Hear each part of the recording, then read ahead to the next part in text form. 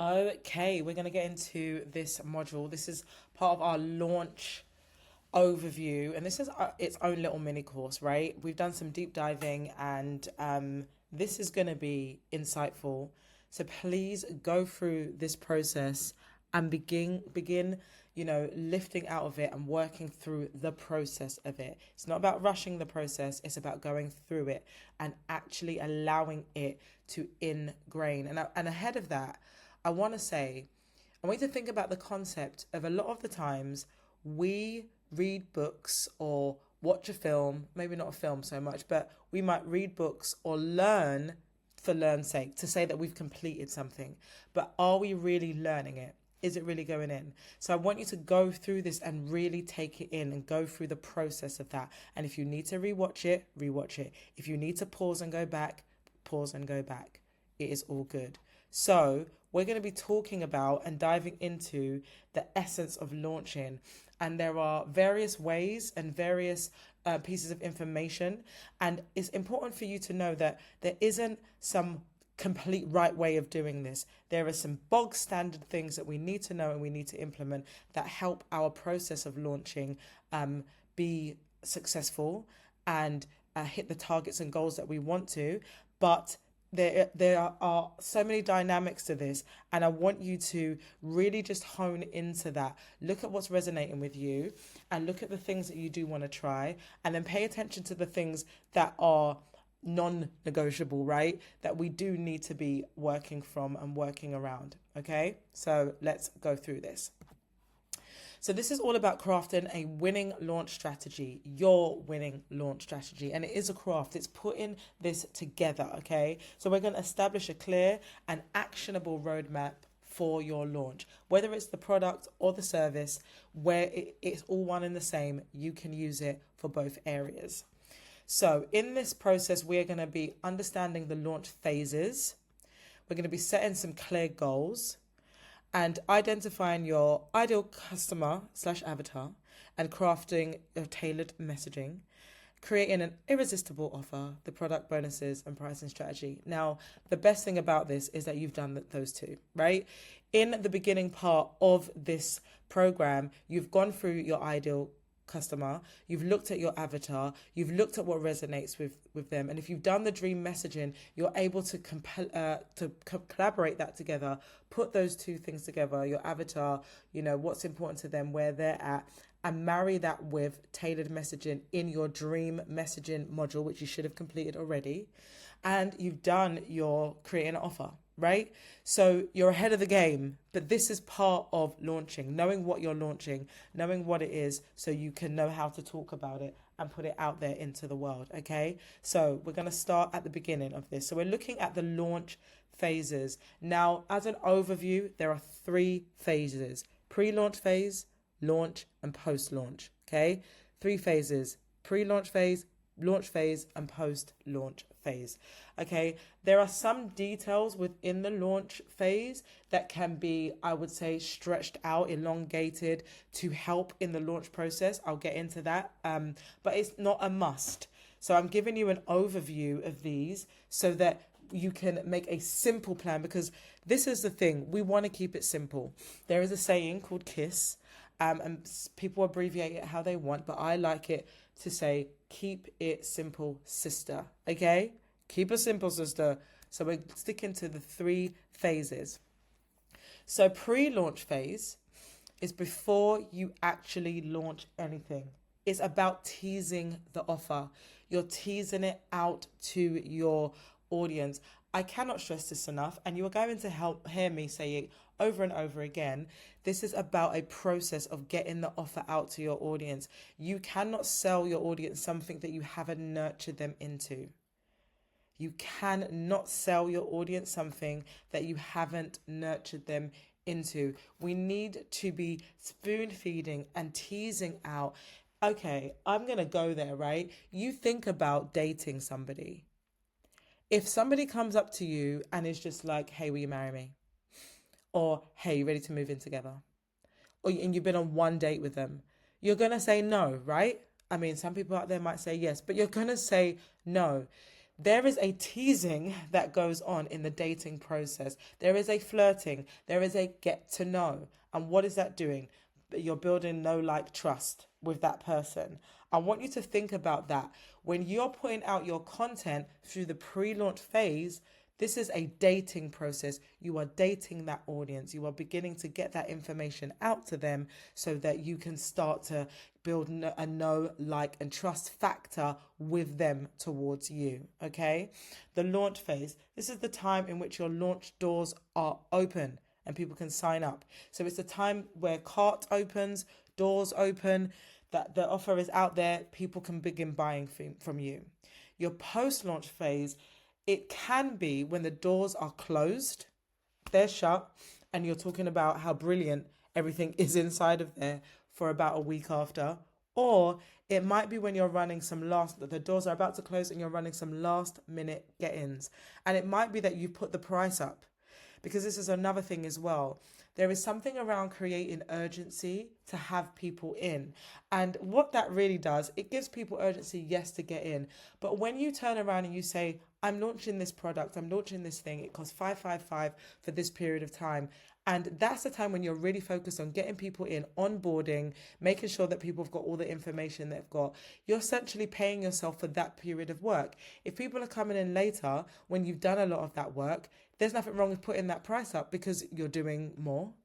For one, that could be one of the reasons, right? But overall, it is about creating urgency because we want to get people in and get on with the process of what it is that you're helping them with, right? So, pre-launch phase. During this phase, you might do sign-ups to your lead magnet. So this is a way that's going to build out your email list, but also get people onto the your email list so that you can tell them when the cart opens, when the doors are open, or when the product's on sale so they can come straight in. This might be when you're having sign-ups to a live masterclass or webinar with you. So if you are doing a live launch, which would be a live event, right? Then you would have people signing up to a masterclass. Okay. So for a period of time, people will be able to sign up to your masterclass. And then on the day of the masterclass, that's essentially where you would sell what it is that your service, your product is, right? So if you've come through that with me in any way, shape, or form, you'll recognize that format. This might be where you do a pre-sale to purchase before it's officially open. So you might be launching your thing 3 weeks from now, but you might run a slight kind of discount that if people pre-buy, they're going to get it at a cheaper rate. Now, I want to say this as well. You still want to do some time of pre-launch without selling. You want to do a period of time of pre-launch without selling. Why? What we spoke about earlier. If you go on one date and the person then asks you to move in, you're not going to do that. We want to be nurturing our audience before selling anything. So you might do a series of selling, and we're going to get into the time frames after, but you might do a series of selling for a period of time. Then you might do a pre-launch phase where you are teasing, you're advertising the offer, or you're talking about problems and certain things around that for a period of time. Then you might do a pre-sale. The doors are opening in 2 weeks, but people can buy into it before it's actually open. Then you might do open cart, right? You might go into that launch phase. I would say you want to keep this simple. What is your pre-launch phase? Is it that you're doing the masterclass? Is it that you have a lead magnet? Is it that they're signing up to an opt-in page so they get the information first? Be really clear, especially if this is your first time launching.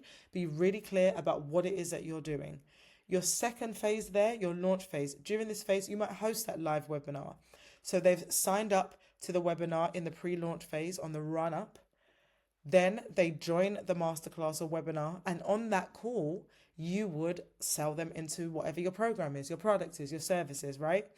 You could also, in your launch phase, be using content for direct sales to your offer.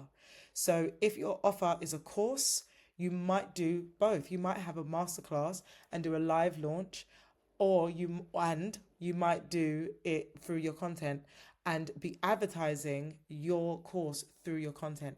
Okay. The next phase, your post-launch phase. You might use this as a last minute timer for people to grab the offer. Okay, the doors are closing. It's all about to shut down. This is your last chance to get in. You might do a wait list for the next cohort, right? So afterwards, you might say the doors are closed, but you can join the wait list for the next cohort and get discounts if you do. Sometimes people are not ready to come into something at the get-go, but they know that it is for them. So sometimes giving them that opportunity is really, really helpful. So let's talk about timeframes, right? Pre-launch phase. I would say 4 weeks is a great time. Now, sometimes people do 2 to 4 weeks, and I have done that before.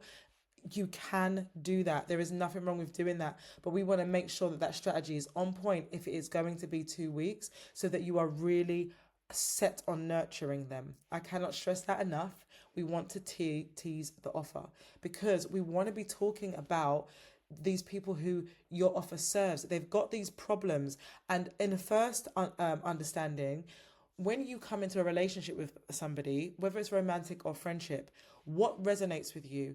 That person's ability to be able to understand you or see where you're coming from. So if you can create content to understand your audience, create content that allows them to feel like you know where they're coming from and you are the person to help them with the solution, you are the person that can help provide the solution for them, they are more likely to come in. And if you give yourself that space to actually build out that pre-launch phase and to tease that offer, you are more likely in the launch phase to hit the goals that you want, right? So launch phase, around 2 weeks. The cart is open for 2 weeks. So this is especially if you are closing a cart within a period of time. So a lot of the times this works for live courses or live programs where you know you want people to start on one date and finish on the next. If you've got an ongoing course, this is going to be something that you might run every so often. Okay, you might push it in January and then push it again in May and then push it and so forth, so forth. Okay, so when you look at what your offer is, you want to be looking at, okay, these are the 4 weeks that I'm going to be thinking about generating certain types of content to be teasing my offer and talking to those that audience that needs what I have. And then the launch phase, here it is, boom, get it in while you can. And if your offer is evergreen, so if it is open at any time and people can purchase it at any time, it might be that this is a process of running it at a cheaper amount in the launch phase. So you would do pre-launch, you would go into launch phase, it's half the price for those 2 weeks. And then after that, it is a higher price every other time. Maybe that's something you want to do. And then again, post-launch, 1 week, so that you could be telling them, hey, I'm going to be putting the price up in 1 week and that's where it's going to be set. Who knows when I'm going to be putting it down again, right? And it's totally up to you in the length of time that you're running between those launch phases. So the next area here is setting clear goals. And a lot of people don't do this or don't even talk about this when it comes to launching, because we're sometimes people are scared of a failure, because what if I set these things and I don't hit them? Well, this is the whole point. We want to be able to set these goals so we know, okay, this is what works, this is what doesn't, so we can get consistent at hitting those targets each and every time. So we want to define the revenue. We want to be looking at the audience size, and we want to be looking at our engagement metrics. We're going to get into there. So revenue, what do you want this product service to bring in?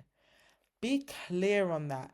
And I like to stay away from the word realistic, because I truly believe that we can shoot for the hills and you are able to achieve anything that you believe, but it needs to be within your belief. So if there's any money mindset kind of reservations here, any resistance, make sure you go and do the money mindset work again, or start it if you haven't, right? You've got that course, because we really want to be going from a position of anything is possible. So understand what you'd like to make, right, from that project. What would you like to bring in? Have a figure so that can help you navigate what you're aiming for. If you want to bring in a 5K return on a launch and your product is 500, you know you need to sell 10, right? You need to sell 10 of those products throughout the launch. And throughout that, we're testing. So over those 4 weeks, we're looking at This is what's resonating with people from a content strategy. I'm talking about this problem that's really fluctuated the engagement. This is where people are paying attention. These are the types of comments I'm getting. I'm making content around that to further draw in engagement so that people can actually be drawn in and see that my product is a solution to their problem. And that's what we want to be looking at, right? That's why we have, this is the revenue I want to hit. That's why we want to be looking at the data. If you want 10K return on a launch, your product is 2,500, you know you need to sell 4. Okay, so have a flexible figure. I like to do a good, better, and best. So if your good is to sell 5 and your better is to sell 10 and your best is to sell 15, that gives you a ballpark figure overall, right, in the bracket that you're ranging at. So even if you're going for the good, right, or you're pushing for the better, whether you end up best or good, you've still hit a goal. So it's about really knowing what that goal is, and then we can be nurturing, teasing our audience to understand where they're at. Audience size. So it's about being aware of your audience size in this. Now, I want to make it clear, it doesn't matter if you've got a small audience size, and we'll get into that. Right.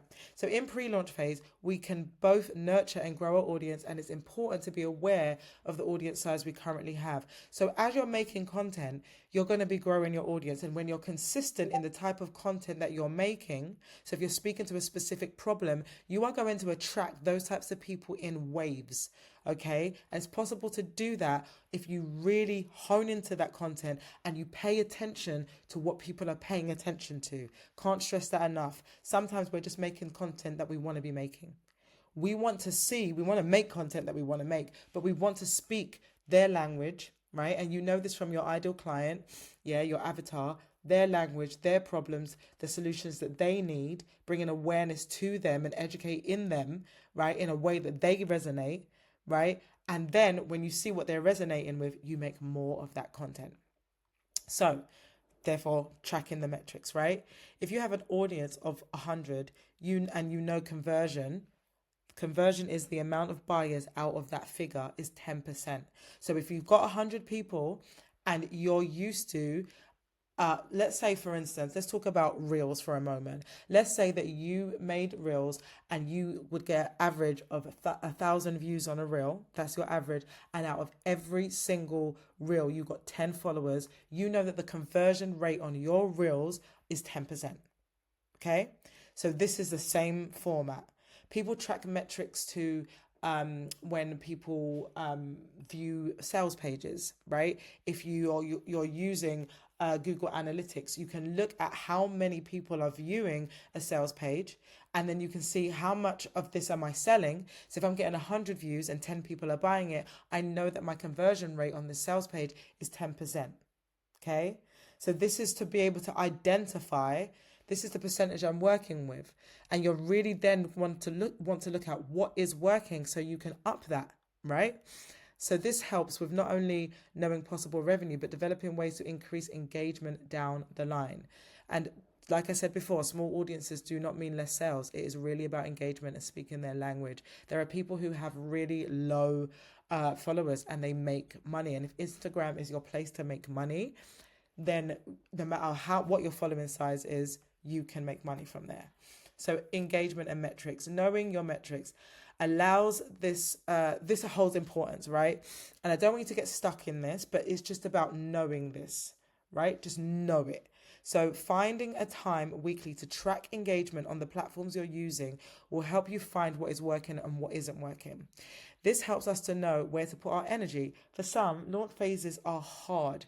For some people, they get burnt out in launch phases, and it's mostly because they put their energy in the wrong areas. Set that metrics time and compare it weekly, implement changes, and KISS. Keep it simple, sister. So if you can, over those, especially those 4 weeks, so if you can look at your metrics now, before going into anything to do with the launch phases, and you can see what some of those figures are, then you step into launch phase, and each week you check the numbers and you see what's working. Each week you implement, you add more of what's working. That is going to increase engagement. Ideal client, knowing your avatar. We've done this work already. You've done it in a module, but refer back to it. Note if it is still true. Has there been progress? Are there changes? And you may be advertising a product in a specific area. So your ideal client may have three problems that you help them with, right? But this product that you're launching may be one problem within your ideal client. So what does that change about the language? What does that change about the dream messaging? What does that change about how you're speaking to that client, if anything? Creating your offer, which you have done, right? You've smashed it. You've created the offer. So let's talk action steps. Building your own map. So we know that there are those three phases. That's what we want to stick to. Now, you have got a link to this, which will be below. So please, please, please make a copy. Do not edit. Make your own copy. You can click file, then it will be make a copy, and then you will have your own copy in your own Google that you can use. Now, I've just posted these words here. We know about these areas of content, right? The inspirational, education, and authority. And we know what they pit us as. Inspirational, we're inspiring. Educational, we're educating them in towards what we do, what their problem is even, and authority, why you are the person to help them with their problem.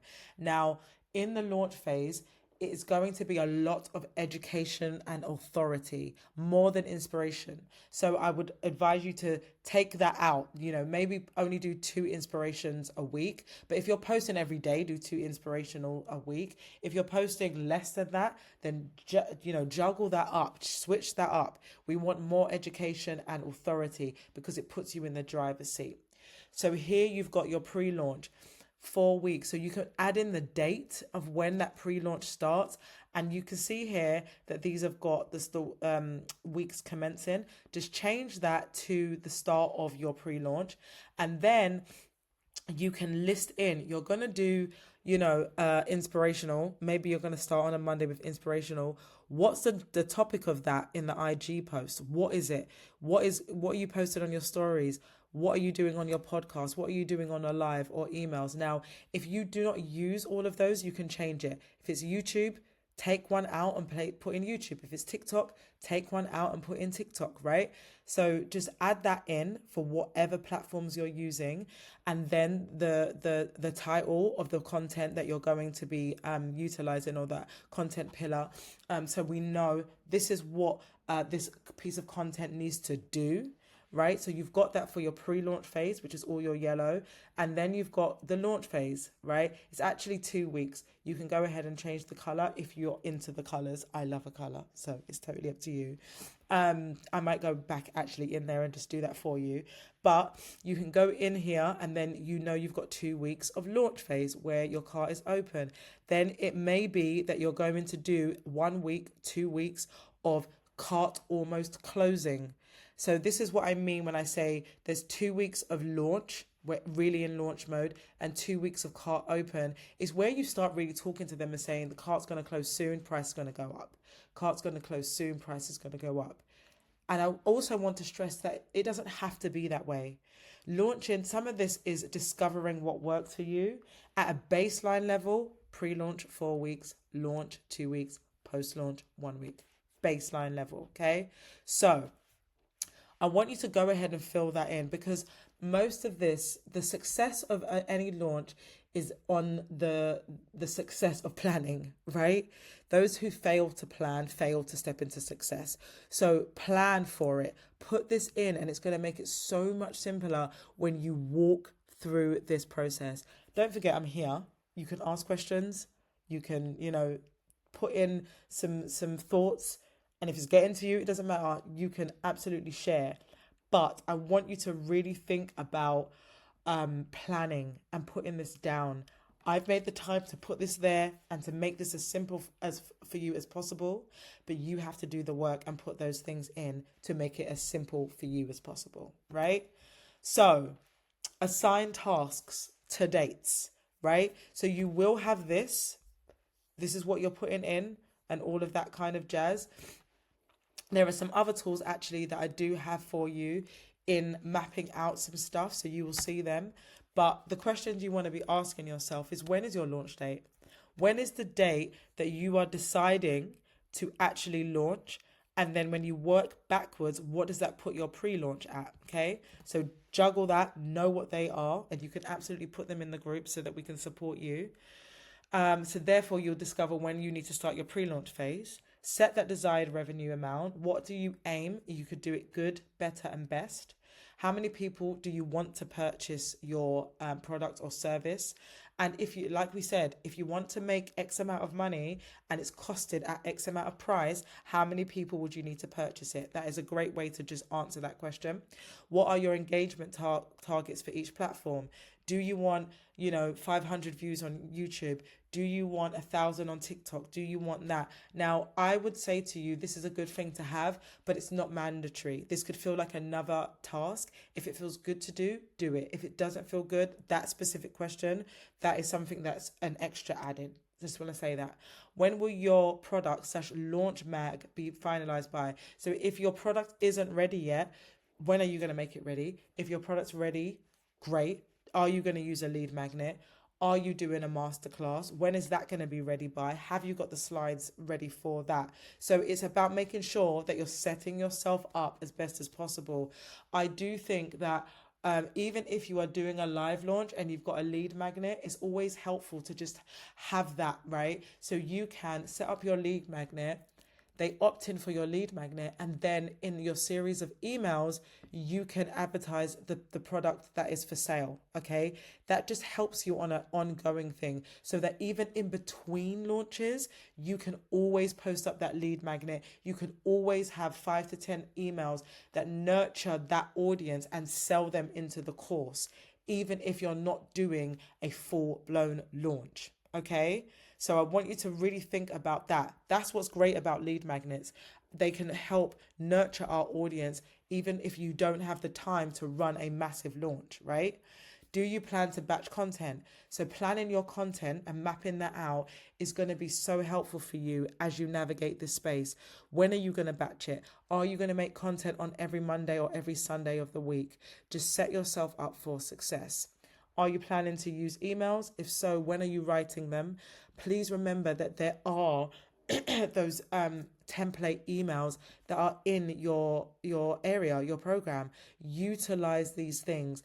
Download them, make copies and switch them up, put your details in there because they are assets, they're tools and templates for you to use to make this process easy for you.